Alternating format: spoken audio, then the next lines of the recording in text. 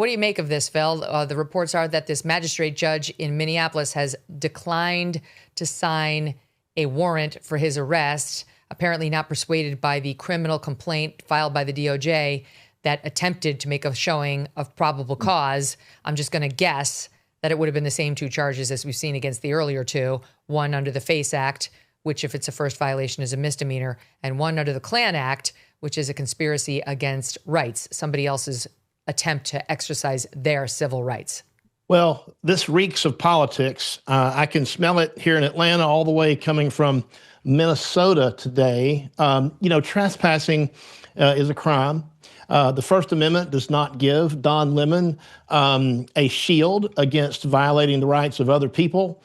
Merely holding a microphone and calling yourself a journalist might make you a journalist within the meaning of the Fourth Amendment, but it doesn't mean that you get to use it as a defense to violate other people's First Amendment rights.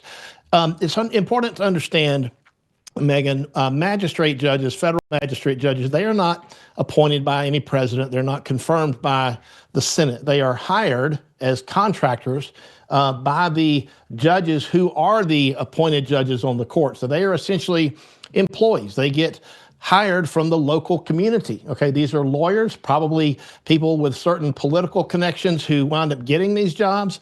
And so when you factor all this in together, along with the fact that there have been warrants that were issued for other three, I smell politics, and it reeks. I believe that's what it's about. Now, the Justice Department is not stuck here. They can always go to the grand jury and they can get an indictment. This magistrate's word is not and will not be, mark my words, the last one on the subject. So they would have to go to a federal grand jury that's already impaneled, that right? Isn't that how it works? Yeah. And you kind of get in front of it and you make your case on how Don Lemon violated the elements of both of these laws. Yeah, one way or another, it can go to a federal grand jury. Now, what I don't know, I think there might be a way. I was trying to research this before we came on air. I think there might be a way for prosecutors to get another bite at the apple by going to an Article III judge or perhaps a different court. Meaning a district court judge who's been placed with lifetime tenure. Yeah, but their options, look, Don Lemon has won round one, and it's probably, like I said, due to politics, but I don't think it's over for him. I've seen the same videos and the evidence that you have and that your audience has seen, and what I see is a person who is acting together with people who are committing a crime. He is encouraging. He's an active participant. He's encouraging just by being there, and that takes you out of the realm of being a casual observer and squarely into the realm of being a participant. It doesn't take much to be an accessory. It simply takes facts that would show that you were actively involved, that you encouraged, that you helped in some way, even if it's just a tiny way. And just by being there and giving inspiration to those people, I think that could perhaps be enough. So I think Don Lemon. Well, let's not forget, Phil, that he showed up with his cameras, which actually is encouragement to the BLM types. That's what they wanted. They wanted to make a splash with it. They loved the fact that they were on camera with Don Lemon. There's video of him hugging and kissing this Nekima Armstrong. Clearly, the two of them are very familiar with one another. He knew what was happening at a church before others did. That was obvious. He came in, he got in the face of that pastor who made clear no one wants to talk to you. He kept it pushing. He's on camera saying trauma is part of the process. Being forced to feel uncomfortable is part of the process. He argued that the First Amendment allowed it.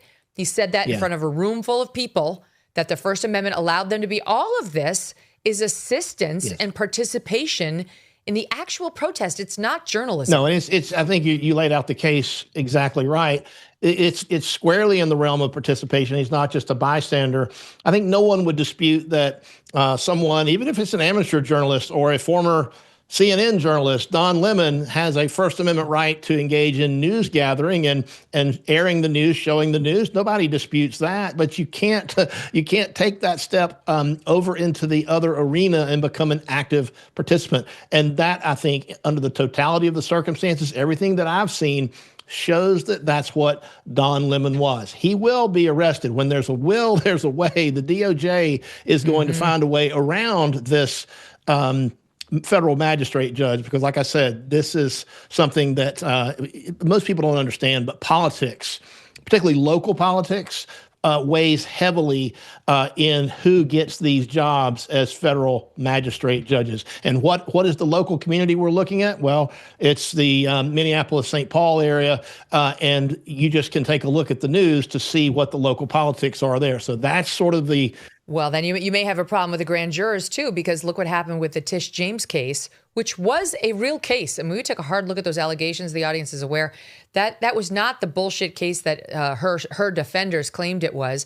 But it got thrown out because the prosecutor, they said, wasn't properly appointed. And then when they tried to rebring it with the proper prosecutor behind it, they had, I think, 2 grand juries say no, because they're immersed in news coverage that is saturated with messaging about how shitty the case is, how there's no there, how it's just political retribution.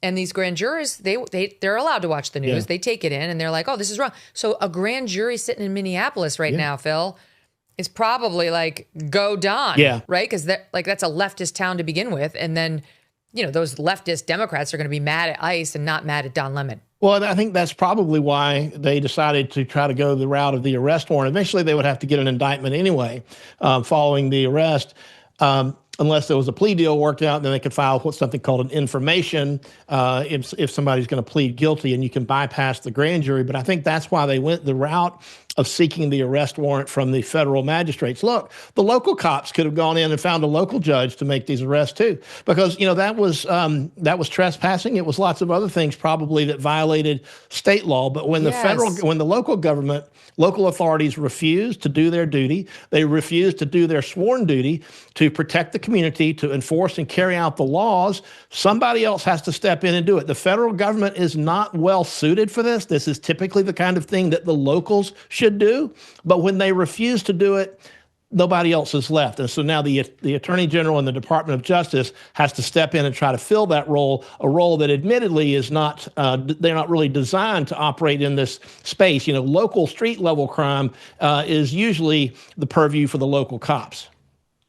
Yeah, but we have a group of people that doesn't want to enforce the law. Here's another interesting thing. Mayor Jacob Frey has said nothing about the church terror. Nothing. Not a word. His lawyers told him to be quiet. He's got opinions on everything, Phil, but not one word in defense of the people who are inside that church. And now he comes out and weighs in on the arrest this morning with the following. "This is a gross abuse of power," he tweeted it. "The federal government is picking and choosing who to investigate, going after protesters, and not the person who shot and killed one of our neighbors. I am calling for Nekima to be released immediately." I mean, he's whistling in the wind. He can call for it all he wants. The answer is no. Pam Bondi doesn't answer to him. But do you believe the nerve of this mayor? He says nothing about the churchgoers, but now he finally thinks it's time to weigh in. Yeah. Look, I'm surprised, and I'm not ruling it out, but I'm surprised that he might not be on the list of people also who are to be arrested. Because look, it's one thing to be, to use his words, to be an advocate for your constituents and for the local community. But I believe that some of the statements made by Waltz and the mayor there as well have gone beyond simply advocating for your constituents. I believe that their rhetoric encourages violence. I think that now they are trying to take some steps back now that we've seen some people get hurt and someone's been killed. I think they're trying to take a more moderate stance now, but very early on, and even, to a certain extent later, their rhetoric fuels this fire. It's like literally pouring gasoline on the fire every time they take to X and every time they take to a microphone bank for a press conference, because all they do is stir people up and encourage more violence. I wouldn't be surprised if... because they're not allowed, Phil. They're like the state authority, it's the federal immigration authorities enforce immigration law. Yep. And the state can help. They absolutely can help. And in the red states, they do. But they're not required to help under the, federalism principles. Like the states have their own sort of experiments going and they don't have to help, but they can't obstruct. So like neutrality in the enforcement procedure is okay, but actively working to undermine the federal government or like trying to block the federal government, that actually can get you an obstruction charge or some other charge.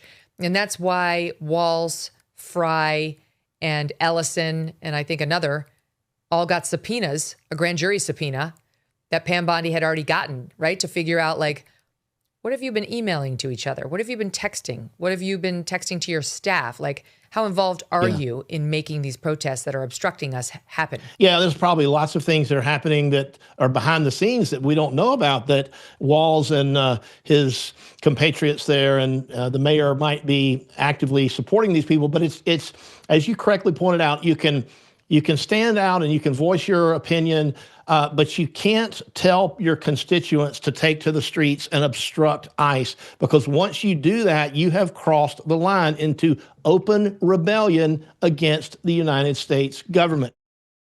A new year means new financial goals, like making sure your savings are secure and diversified. Will this be the year you decide to talk to somebody from Birch Gold Group? You know, you've been thinking about it. They use an educated approach with a deep understanding of macroeconomics. There are forces pushing the dollar lower right now and gold higher, which is why they believe every American should own physical gold. So until January 30th, if you are a first-time gold buyer, Birch Gold is offering a rebate of up to $10,000 on qualifying purchases.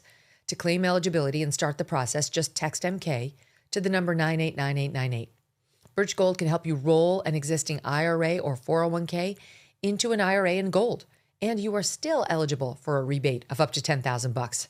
Consider making right now your first time to buy gold and take advantage of a rebate of up to $10,000 when you buy by January 30th.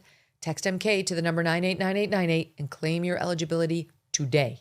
Again, text MK to 989898 now.